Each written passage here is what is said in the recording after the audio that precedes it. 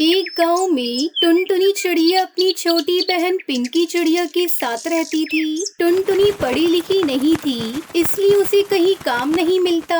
बड़ी मुश्किल से उसे गांव के सेठानी के घर साफ सफाई का काम मिल जाता है और उसी से किसी तरह वो अपना और अपनी बहन का पेट पाल रही थी। लेकिन एक दिन, सुनो टुनटुनी, कल से तुम्हें काम पर आने की कोई जरूरत नहीं है।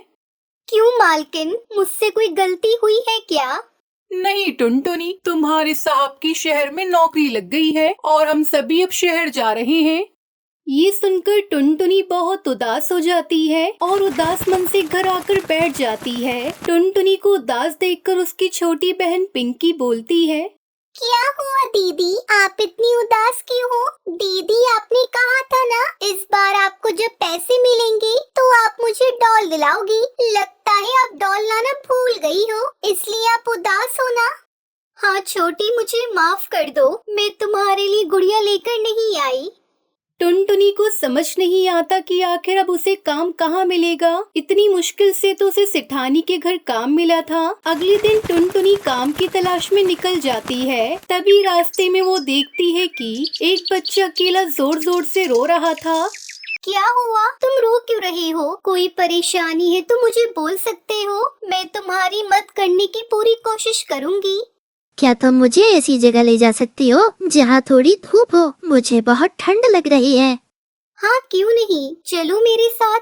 टुनटुनी उसे सहारा देकर एक बगीचे में ले जाती है जहाँ पर धूप ही धूप थी। धूप मिलते ही वो बच्चा एक बहुत ही खूबसूरत परी में बदल जाती है। क्या आप तो एक परी है? हाँ, मैं परी हूँ। मैं यहाँ खेलने आई थी, पर पानी में जाने से मेरे पंख भीग गए, जिस वजह से मैं उड़ नहीं पा रही थी और मेरी सारी जादुई शक्तियाँ भी चली गई थी। तुमने मेरी बहुत मदद की, तुम एक नेक चिड़िया हो, मैं तुम्हारी मदद करना चाहती हूँ। इतना बोलते ही परी अपनी जादुई छड़ी से एक नारियल के घर की तस्वीर बनाती है। टुनटुनी, इस तस्वीर को तुम अपने घर की दीवार पर लगा देना। अगले दिन जब तुम काम की तलाश में निकलो और तुम्हें रास्ते में कहीं ऐसा नारियल का घर दिखे तो उसके अंदर जरूर जाना। वहाँ तुम्हें जरूरत का हर सामान मिल जाएगा, लेकिन तुम वहाँ से उतना ही सामान लेना जितने की तुम्हें जरूरत हो। अगर तुमने लालच किया तो घर अचानक गायब हो जाएगा। और हाँ, तुम इस घर की मदद से जरूरतमंद लोगों की मदद करोगी तो यह घर तुम्हें हर जगह दिखेगा। लेकिन याद रखना, इस घर में अपने साथ किसी को अंदर लेकर मत जाना, वरना यह जादुई नारियल का घर हमेशा हमेशा के लिए गायब हो जाएगा। ठीक है परी जी। इतना बोलकर परी टुनटुनी को वो तस्वीर देकर गायब हो जाती है। टुनटुनी भी तस्वीर को लेकर खुशी खुशी अपने घर आ जाती है और उस तस्वीर को घर की दीवार पर टांग देती है और दूसरे दिन काम की तलाश में निकल जाती है। पूरा दिन काम ढूंढने के बाद भी आज उसे कोई काम नहीं मिलता। थक हार कर वो एक पेड़ के नीचे बैठ जाती है। तभी उसे अचानक तस्वीर वाला नारियल का घर दिखाई देता है। टुनटुनी नारियल के घर को देखकर बहुत खुश हो जाती है और घर के अंदर चली जाती है। अरे वाह, यहाँ तो जरूरत की हर चीज है, कपड़े, गहने, खाने पीने की चीजें, खिलौने, यहाँ तो सब कुछ ही है। पर कोई बात नहीं, मुझे तो अपनी बहन के लिए कुछ खिलौने और अपने लिए थोड़ा खाने का सामान ही चाहिए।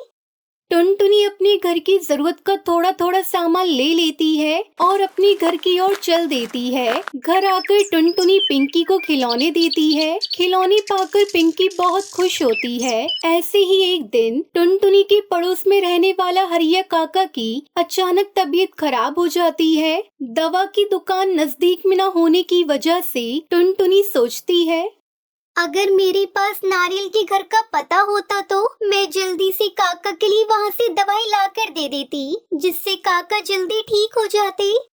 उसके ऐसे सोचते ही अचानक से वो जादुई नारियल का घर उसके सामने दिखाई देने लगता है और वो दौड़कर घर के अंदर जाती है और काका के लिए दवाई लेकर वापस आ जाती है। इसी तरह टुनटुनी गांव के सभी पक्षियों की सहायता करने लगी। तभी टुनटुनी को ये सब करता हुआ उसका दोस्त कालू को वो देख लेता है। टुनटुनी तो कोई काम भी नहीं करती है, फिर ये पक्षियों की इतनी मदद कैसे कर रही है? आखिर इसके पास इतने पैसे और सामान कहाँ से आ गया? मुझे पता करना पड़ेगा। ये सोचकर कालू उसका पीछा करता है और देखता है कि टुनटुनी एक नारियल के घर के अंदर से बहुत सारी चीजें लेकर आती है। अच्छा, तो ये बात है, टुनटुनी ये सब चीजें यहाँ से लेकर आती है। अगले दिन आज आने दो इस टुनटुनी की बच्ची को, मैं भी उसके पीछे उस घर के अंदर जाकर देखूं तो आखिर ऐसी क्या चीज है उस नारियल के घर के अंदर। फिर कालू चुपके से टुनटुनी का पीछा करते हुए जादुई नारियल के घर के अंदर घुस जाता है। घर के अंदर जरूरत की इतनी सारी चीजों को देखकर कालू बहुत खुश हो जाता है। इधर इन सब चीजों से बेखबर टुनटुनी जैसे ही घर से अपनी जरूरत की चीजों को उठाती है, उसके हाथ लगाते ही वो चीजें गायब होने लगती है। आखिर ये क्या हो रहा है? ये चीजें अचानक कैसे गायब हो रही हैं? टुनटुनी समझ जाती है कि उसके साथ कोई दूसरा भी जादुई नारियल के घर में घुस आया है। वो जैसे ही पीछे पलटती है तो पीछे कालू कौवा खड़ा था और अचानक से पूरा जादुई नारियल का घर गायब हो जाता है। कालू, तुम अंदर कैसे आए? आने से पहले एक बार मुझसे पूछ लेते। तुम्हें कुछ चाहिए था तो मुझसे मांग लेते। इस तरह पीछे पीछे घर के अंदर आने की क्या जरूरत थी? अब तुम्हारी वजह से जादुई नारियल का घर गायब हो गया ना। अब मैं पक्षियों की सहायता कैसे करूँगी? लेकिन ये घर गायब क्यों हो गया? ये एक जादुई नारियल का घर था जिसमें सिर्फ मैं ही जा सकती थी और मैं ही उसके अंदर से जरूरत का सामान ला सकती थी। पर तुमने ये क्या कर दिया कालू? तुम्हारी वजह से जादुई नारियल का घर गायब हो गया। घर के गायब हो जाने से टुनटुनी बहुत परेशान हो जाती है। तभी वो परी आसमान से उतरकर एक बार फिर आती है और टुनटुनी से कहती है, मैं तुम्हारे काम से बहुत खुश थी, पर तुम्हारे इस दोस्त के आने से यह जादुई नारियल का घर गायब हो गया। पर कोई बात नहीं, अब तुम्हें इस घर की कोई जरूरत नहीं है। तुम अब इतनी संपन्न और मेहनती हो चुकी हो और तुम्हारे अंदर इतनी दया की भावना भर चुकी है कि अब तुम्हें कहीं भी कोई भी बड़ी आसानी से काम दे देगा। आखिर तुमने इतने पक्षियों की मदद जो की है। आप सही कह रही है जादुई परी। अब मुझे इस जादुई नारियल के घर की कोई जरूरत नहीं है। अब तो मेरे साथ पूरा गांव है। ये सुनकर परी वहाँ से चली जाती है। मुझे माफ कर दो टुनटुनी, मुझसे बहुत बड़ी भूल हो गई। हमें किसी से बिना पूछे उसके काम में दखल नहीं देना चाहिए और हमेशा दूसरों की मदद करनी चाहिए और अपने आप पर भरोसा रखना चाहिए। आज मेरी वजह से जादुई नारियल का घर हमेशा के लिए गायब हो गया। कोई बात नहीं कालू, तुम्हें अपनी गलती का एहसास हो गया, ये बहुत बड़ी बात है। फिर टुनटुनी मेहनत मजदूरी करके अपनी छोटी बहन पिंकी के साथ खुशी खुशी रहने लगती है।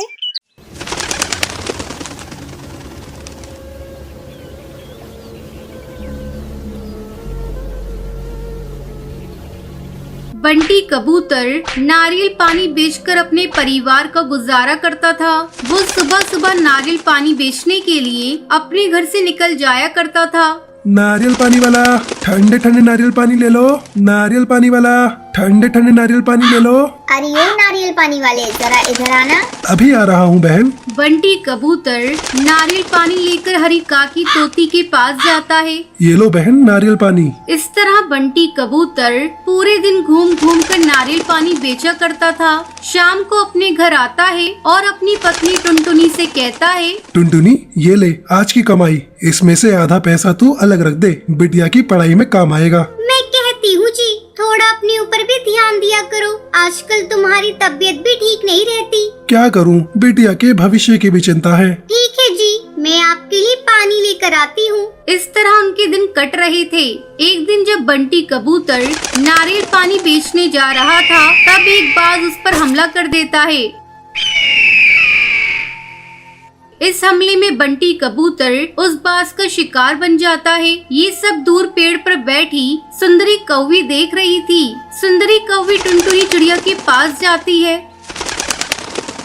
और उसे बताती है, टुनटुनी तू लुट गई, बर्बाद हो गई। तेरे पति को एक बाज ने मार डाला।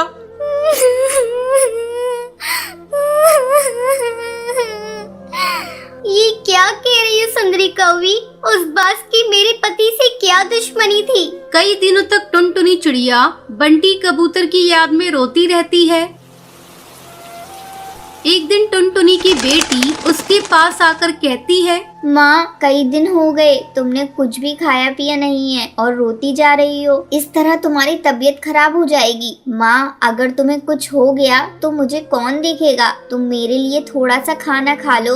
अपने दिल पर पत्थर रखकर टुनटुनी चिड़िया फिर से अपनी जिंदगी की शुरुआत करती है। पिंकी बेटा, मैं नारियल पानी बेचने जा रही हूँ, तुम घर का ध्यान रखना। माँ, मैं तुम्हें अकेले नहीं जाने दूंगी, मैं भी तुम्हारे साथ चलती हूँ।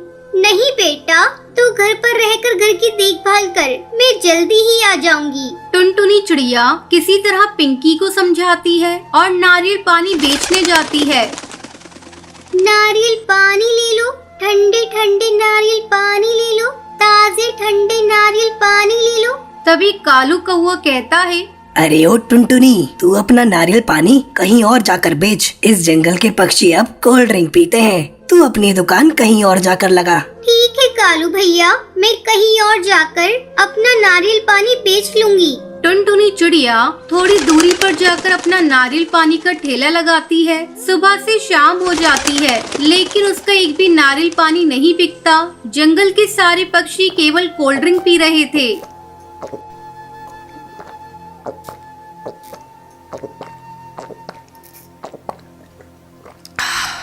नारियल पानी नहीं बिकने के कारण टुनटुनी चिड़िया उदास हो जाती है। इसी तरह कई दिन गुजर जाते हैं। जंगल के पक्षी धीरे धीरे बीमार पड़ने लगते हैं। तब डॉक्टर बुलबुल उन्हें बताती है, आप लोगों की सेहत कोल्ड ड्रिंक पीने के कारण बिगड़ी है।